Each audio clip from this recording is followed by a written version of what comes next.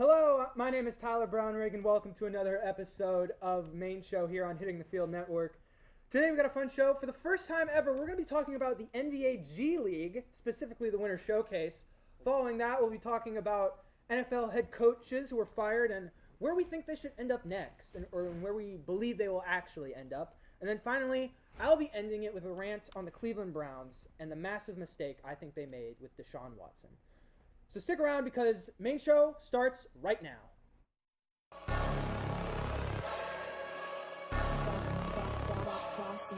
Things gon' change when I really hit the field. Undefeated champs, man, you know what's the deal. Tryna find a kid, I'm in the field doing drills. Boy, you just a sucker, you ain't never keep it real. 3 rings in my hand, I'm a warrior to the max. When I hang it up, they gon' have to give me plaques. Step up in the building and I only bring the facts. When I make a highlight, they gon' replay, run it back. Okay, always locked in, now I don't got time to lax. Saying he the best, he could take a lap. Batted 1,000 when you check the stats. Boy, is you ready? You ain't gotta ask.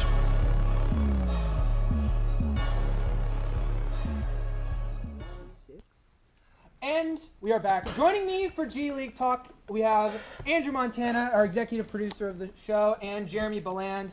How you doing today, boys? Pretty good, man. Excited to be on. I'm really excited to be on here with you. Congratulations for the spot, but co-executive producer. Shout out Mason. He sucks at Fortnite. He is bad at Fortnite. But yes, we are going to be talking about the G League Winter Showcase, a first here for HTF in general. So the NBA Winter Showcase ended. The final matchup was between the Indiana Mad Ants and the Westchester Knicks, with the Knicks pulling off the victory, 107-99. Now there were plenty of teams all throughout the tournament that we think stood out, and then we're gonna tell you about 3 specifically, and their star player, and where we think they should be in the NBA if they got called up. So, Jeremy, I'm gonna start with you. Tell us about your team and the player you think stood out the most for them. Okay, so for my team, I chose the Indiana Mad Ants, and for the person I should have picked, I chose Shepard. Wait, what was his name? I forgot. Oh my God, I'm so sorry. You're good. It was. Oh, wait, hold on. This is really awkward. All right, so tell us about the team first. How about we start with the team, and then we'll get to the player. We'll get back to the player. So the Indiana Mad Ants were number 1. They unfortunately fell to the Westchester Knicks in the finals. Overall, it was a pretty good game. Both teams had really solid players going into the game, and I think it was a really well thought out battle. But just Westchester Knicks ended up taking it over top. And then hold on. So your player Jarris Walker was one of the outstanding players on the Mad Ants. What did you see from him in this tournament that you thought was really outstanding? Jarris Walker, he's a really good player. Like, if you look at him, he's a very dominant, like, power forward. He gets to the rim with pretty much ease. He has a very solid mid-range shot. He does everything that you would want in a power forward to do, and I think that he's a pretty solid pick. I agree with that. I think Jarris Walker, he was the I believe the 8th overall. I think pick 7th. I was thinking about it. 7th or 8th, but I know he went to Indiana. Yeah.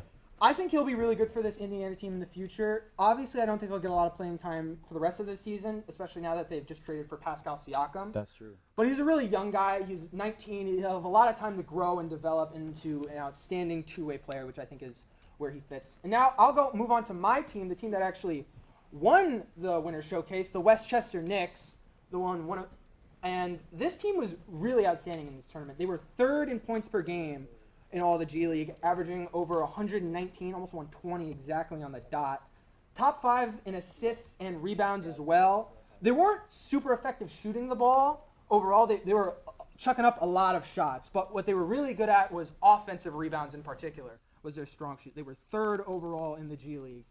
So they were getting a lot of second chance points, which is why their overall point total was so higher, despite you look at their efficiency numbers being quite down. And for a player, their MVP was actually the MVP of the entire showcase tournament, Brandon Goodwin. Baller. He is a star. This guy is amazing. Averaged 25 points per game, 7th in the G League, and averages over 9 assists. That is good for 3rd. He is a true point guard and can be an absolute difference maker and a playmaker for any team. And the team that needs him is the Phoenix Suns. Please, Arizona, get this guy on your team, because Arizona has, no depth. That's their biggest thing. Their best role player is Grayson Allen, and I don't know anyone else on their bench who's, worth mentioning. So they really, and they also don't have a true point guard. Devin Booker's been sort of in that point guard role for them. He's been working it though, He's been especially good. last year's playoffs. But I mean, But like you want him as a scorer. That's what Yeah, you want him exactly. as his primary role. That's what So you pay him for.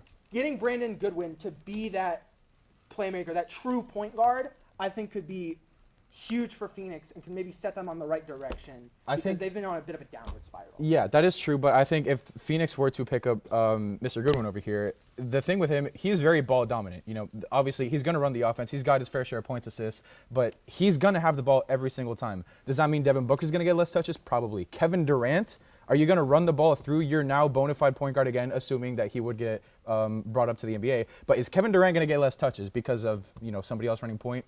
Probably not. I would hope not, because Kevin friggin' Durant. But, you know, that all happens when we got a good point guard that is Brandon Goodwin. And I think Goodwin, he would be fine taking especially a smaller role in the scoring perspective while he was in the NBA. Oh, for I believe sure. His career average in the NBA was like 6 points a game.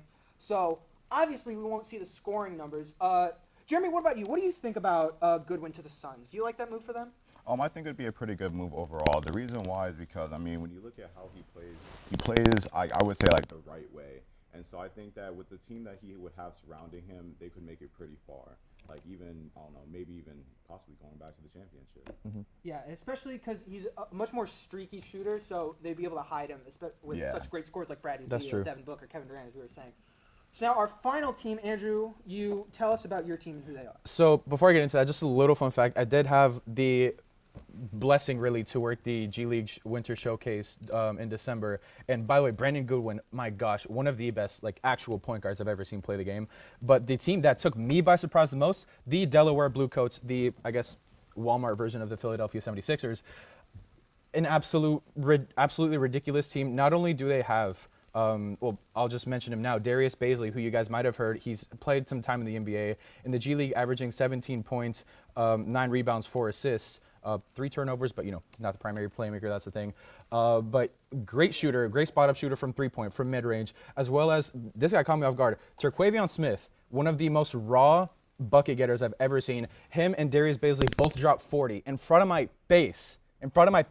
Live, like right there. And it was one of the craziest things I've ever seen. And recently they did just pick up Kenny Lofton Jr., who is actually the highest scorer on the Blue Coats, averaging 25 points, 9 rebounds, and 4 assists. It's just a stacked team. And I think, well, if they had Kenny Lofton, this might have been a completely different story at the end of the Winter Showcase. I don't even think Delaware made the top like 8 teams. I don't even know if they were in that little final bracket. But no, they just I don't believe so. star-studded. Also, Patrick McCaw was there, 3-time NBA champion. He's on that roster. But yeah, to think that this team made such noise in such few games that we got to saw them, and unfortunately, you know, their run ended quite early. But who was the outstanding player? Darius Bazley. Darius Bazley, yeah. And where do you think he is best suited in the NBA? Do you Yeah. think a team that could really use him and his talents? So I think it would be a team either like Miami or the Lakers, because they both need a little bit of depth in that power forward center position, and that's something Darius Bazley can provide.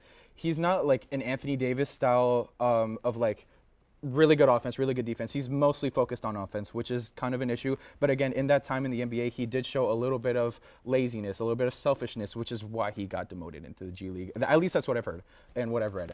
But I think a team that could use, or 2 teams really that could use him, are the 2 that went face-to-face in the bubble 2020 NBA championship, today at least. Yeah, I agree. All of these players, I think, could be real quality role players in the NBA for their respective teams that we believe that they should go to. That is sadly all the time we have to talk about the G League. Stick around because we'll be talking about NFL head coaches next and where we think they should end up next. So stick around. So, Tyler Brownrigg. It says in my notes you're an Oklahoma fan. That is correct. So, let me ask you, bud. Is Texas back? All right, I put on a brave face a lot, but this year, I'm really scared that they are, man. Okay, they just beat Alabama. They're gonna be top 4 in the rankings. And last year, they beat us 48-0. Yeah. It was humiliating. We're the Oklahoma Sooners. We were the best ever. We were talk of the town. We had Baker, Kyler, and Jalen 3 years in a row. And now Are we good? I don't know. We haven't won a national title since 2000.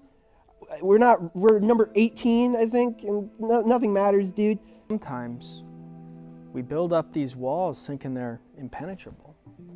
But sometimes you have to knock these walls down to build up bigger and stronger ones. And you got to be tough through that. It's hard being an Oklahoma fan at this time, but grass is always going to be greener on the other side of the hill, buddy. Is it? I cannot live through a Texas national championship. I can't. I'll never recover. Do you want to talk about Lincoln Riley? What'd you just say to me? I just want to know if you want to talk about Lincoln Riley. You listen here, you court-ordered quack. You mentioned that. Back. Andrew Montana is still with us, but joining us, fan favorite of the show, Nick Cohen. Welcome back here. I Fan love favorite. having you on We this are show. fan favorite. I'm your biggest fan, Nick. I'm fans of you guys. Oh, Thank you. I'm like 50 pounds bigger than you, so I'm probably the bigger fan. All right. Whoa, okay. Not in spirit, though. So, but we're talking about NFL head coaches. So we have each picked 3 head coaches that were fired during Black Monday after the season ended, and we're going to be telling you why they got fired, where we hope they're going to end up, and where we believe they actually will end up. So, Andrew, I'll start with you. Who is your coach that you want to talk about? I'm looking at none other than the Atlanta Falcons' former head coach, that is Arthur Smith. I think he was the downfall of the Atlanta Falcons, who started off solidly, nothing crazy. They are part of the worst division in football, but I mean, especially the middle of the season, 3 losses in a row. Towards the end, you had 4 losses in the last 5 games. It was just a train wreck. And I think the thing that knocks him the most from a fan's perspective is, especially you, Tyler, because I know you had I was a Bijan Robinson fantasy owner. Yes, that really cost you. And I think, didn't Tyler Rozier kind of step up? Whatever. Did not play his star running back, who had proven himself. He has one of the nicest running packages I've ever seen. It's criminal that Bijan Robinson had under 1,000 rushing yards this season. That's what I'm saying. That's insane to me. I think he was like 15th in total yards and 19th in attempts. 19th in attempts as what? The 8th overall pick? He was the 8th overall pick in the draft. 8th overall yes. pick, yeah. And the starting option for a poverty team's offense at running back. Drake London, he's there. He's going to do his thing, sure. He did do his thing. He was fine. But, I mean, you got Bijan right there, and you're just not going to run through him. I saw a tweet somewhere, I don't remember where, but it was like if Steve Kerr were to have run the Golden State Warriors through Sean Livingston. He was good. But Sean Livingston, Kevon Looney, but not the Splash Brothers. You got the answer right in front of you, and you're just not going to run it through them. It doesn't make sense. I think the biggest thing where you can talk about Arthur Smith is just misuse of talent. You have Kyle Pitts, 4th overall pick, Drake London, 8th overall pick, Bijan Robinson, another 8th overall pick. Those pick. can get expensive. Well, speaking of Kyle Pitts, he's a tight end, right? Mm-hmm. And they have Jonnu Smith, backup tight end. I know it was only 1 play in the season, but why run a tight end screen, a jet sweep to the tight end, when you have Kyle Pitts, who's arguably 10 times faster, way more athletic, just such a bigger weapon than Jonnu Smith? He is such a versatile weapon at the tight end position because he can line up outside. He has such a wide catch radius. But Arthur Smith's obsession with guys like Tyler Algier and Jonnu Smith, swearing by them, it's like the record shows. The record shows. He shows, said Algiers are better short yardage back when the numbers didn't back it up. Now I think Arthur Smith can still get a job as an offensive coordinator. That's how he got the Atlanta job. He succeeded in Tennessee even though he screwed up their with offense, Mike Vrabel, but it wasn't the best ever. But I wouldn't hire him. I'd be fine with it. I think especially if you had a quality head coach. There you go. That to offensive minded head coach to work with him is what I'd be okay with. Yeah. Yeah. I think he'll end up. Suncoast Community High School. The Steelers. Yeah, I hope he'll go to the Steelers. I hope he goes to Dwyer because I don't want him coaching my high school football team. Pittsburgh Steelers offensive coordinator Arthur Smith. It's happening. So for my pick, I think this is the most shocking fire of the offseason. The Tennessee Titans fired Mike Vrabel after 6 years as their head coach, and this is just such a big shock because he's a winning head coach. He's good. He's won solid. the division twice in his tenure there, went to the playoffs, went to an AFC title game even. They were Knocked out the Ravens. knocked out the Ravens in the divisional round, but he was beloved, and again, whoever hires him next, I think will be getting the hire of the offseason outside of Bill Belichick, obviously, because he's an outstanding head coach, great leader, especially great on the defensive end. I really want him to be the next head coach of the Philadelphia Eagles. I know Nick Sirianni still has his job. That's a good idea. He should be fired. He should be fired. It's not a hot take to say that Nick Sirianni should probably be fired. He absolutely lost this team's identity, and it was right after the Chiefs game, that clip of him going viral, asking, he couldn't hear Chiefs fans anymore. Well, no one can hear the Eagles. They're out of the playoffs. Tough. So, but where I think he'll actually end up, and I think this is another good fit for Vrabel, is he'll end up replacing Pete Carroll in Seattle. I think Seattle could be a really good fit. He'd be getting an upgrade at quarterback with Geno Smith. That's been his biggest thing because he had Tannehill his whole time in Tennessee. And Tannehill was good for a time, and then he fell off. And Yeah, then in Miami. we didn't get to see enough of Will Levis this season because he got hurt, but he showed promise. And Vrabel is a guy, Miami. he wants to win now. That was his whole thing with Tennessee. That's why you can see the point where it all fell apart for Tennessee is the A.J. Brown trade when he got traded to Philly. Another reason why I want him to go back to the Eagles. Vrabel didn't want that. Yeah, I think he'd be much better off with the Eagles. Yeah. Which team do you like Vrabel to Seattle or Philly more, Nick? That's tough. I mean, I feel like Seattle is more realistic, right? Yeah, obviously. I think the NFL should fear if Philadelphia fires Nick Sirianni and then they can bring in Mike Vrabel. That would be torture for any of the other NFL teams. Because look at what he's done with Derrick Henry over the last couple years. Whoever the Philly running back is next season could possibly do something similar to that. He'll have Jalen Hurts, who, like you mentioned, he hasn't had a great quarterback ever, really. And so Jalen Hurts can be that for him.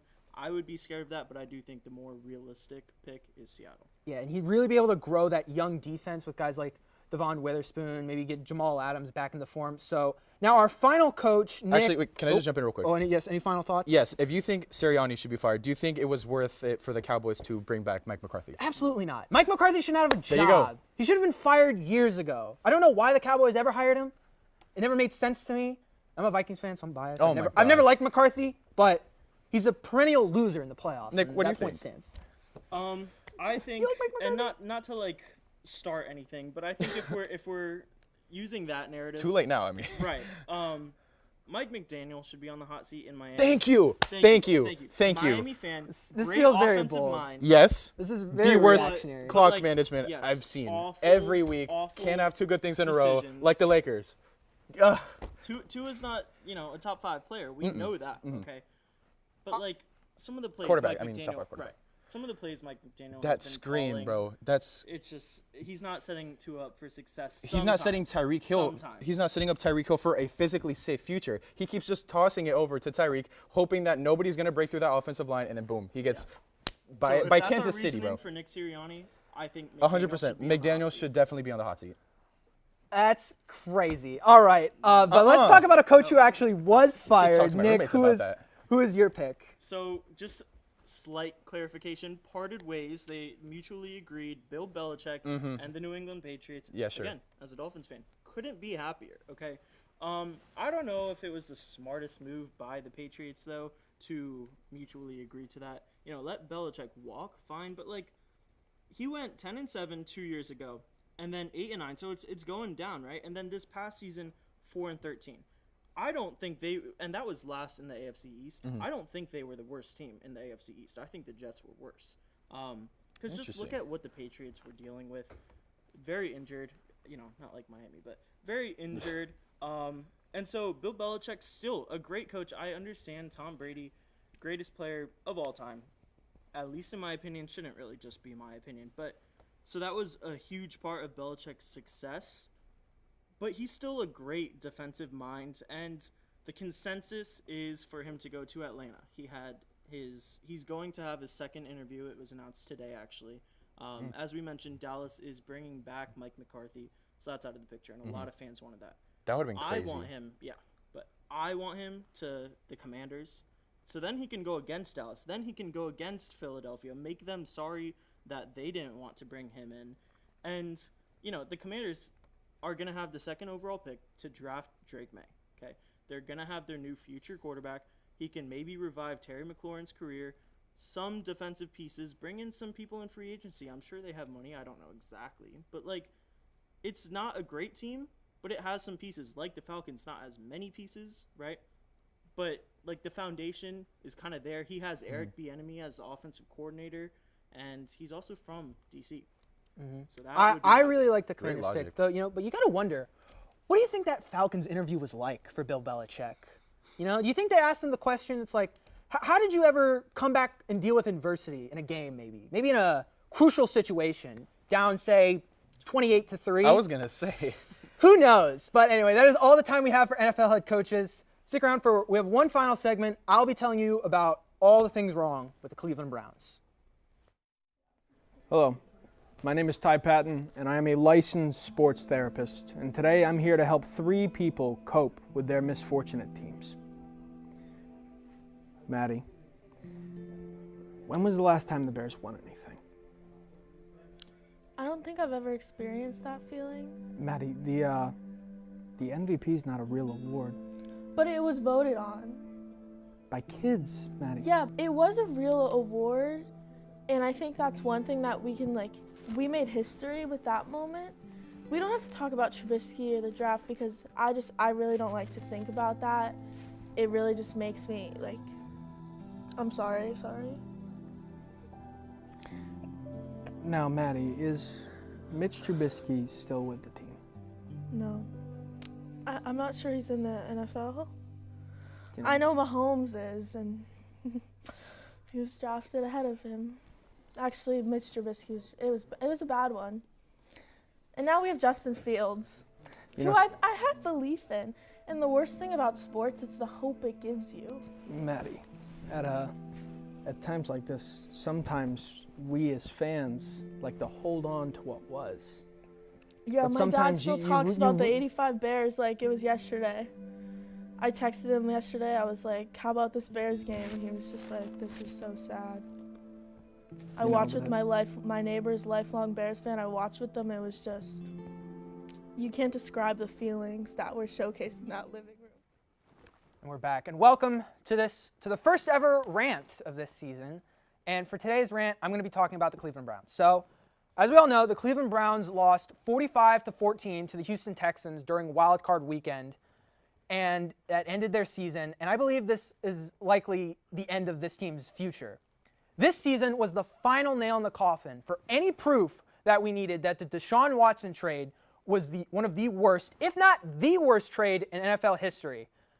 So, for context, in case you forgot, the Browns gave up 3 first-round picks in 2022, 2023, and 2024, as well as signing him to a 5-year, $230 million deal that was fully guaranteed. This move was made during Deshaun Watson's 20 ongoing criminal proceedings and civil lawsuits at the time for alleged sexual assault. Now, before I continue, a quick disclaimer. If that isn't enough reason for you to believe that this trade was awful and Deshaun should be out of the league, frankly, you don't need to be watching this show and listen to me anymore because there's no point in arguing. But we're here to talk about football, so I'll prove it with just football. Deshaun Watson has played in only 12 games for Cleveland during his 2 years there.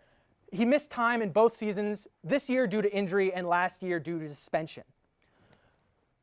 And the previous quarterback, Baker Mayfield, he started last season on Carolina. This is the guy they got rid of. The Browns said they wanted an adult in the room. So they got rid of Baker, brought in Deshaun, and now Baker, he kind of bounced around last year. Now he's on the Bucs, and they just beat the Eagles and will be playing in the divisional round of the playoffs. Isn't that crazy? Furthermore, Baker had a career year this season, throwing for over 4,000 yards and a career-high 28 touchdowns. The Bucs went 9-8 this season, undefeated in December. Deshaun Watson, meanwhile, 14 touchdowns in his 2 years with Cleveland, 9 interceptions. His completion percentage below 60. Now, you may say, well, the Browns went 5-1 with him this season as a starter. Now, I would argue that that was in spite of that. He didn't finish 2 of those games. He played poorly in almost all of them except 1. The defense is really what was carrying the Browns this season. And they went 3-3 last year without him. And one thing I forgot to mention about Baker. Baker remains the only quarterback to win a playoff game for the Browns this millennium. And now he has a record of 2-1 in the postseason. And finally, the Browns had a quarterback carousel after Deshaun went down, and they finally found their guy in 39-year-old Joe Flacco. He went 4-1 as the starter for the Browns, led the league in touchdown passes through that time, and averaged over 300 yards a game. He was the best quarterback the Browns have seen since Baker Mayfield. And they got him for nothing. He was on his couch throwing passes to his kids. But yet, they have this guy, Deshaun Watson, who has a cap hit of $63 million for the next 3 years. And he has been playing some of the worst football of his career, and he's in his athletic prime. It was such a terrible decision. Everything has gone wrong for the Browns, and frankly, they deserve it. This organization, they chose to get Deshaun. They chose this. But you want to know who didn't? Browns fans. And I feel bad for Browns fans because for so long, especially with Baker as their quarterback, they were this lovable underdog who you could root for. You know, they were losing, and then finally they started winning. They won a playoff game. It was this feel-good story. And then all of that was instantly ruined and torn away when Andrew Berry and head coach Kevin Stefanski traded for Deshaun Watson. They said, this is the guy we want. We want an adult in the room. Well, their adult has 26 sexual assault cases, 20 which he settled, 4 that continue to be ongoing. And the reported number of women that were affected goes as high as 66. So Cleveland, I hope you're happy with your adult in the room. That's all the time we have for Main Show here. Catch us next week. And as always, I'm your host, Tyler Brownrigg, signing off.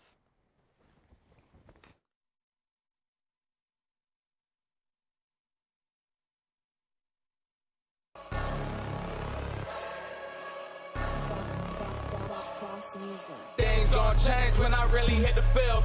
Undefeated champs, man, you know what's the deal. Tryna find a kid, I'm in the field doing drills. Boy, you just a sucker, you ain't never keep it real. 3 rings in my hand, I'm a warrior to the max. When I hang it up, they gon' have to give me plaques. Step up in the building and I only bring the facts. When I make a highlight, they gon' replay, run it back, okay? Always locked in, I don't got time to lax.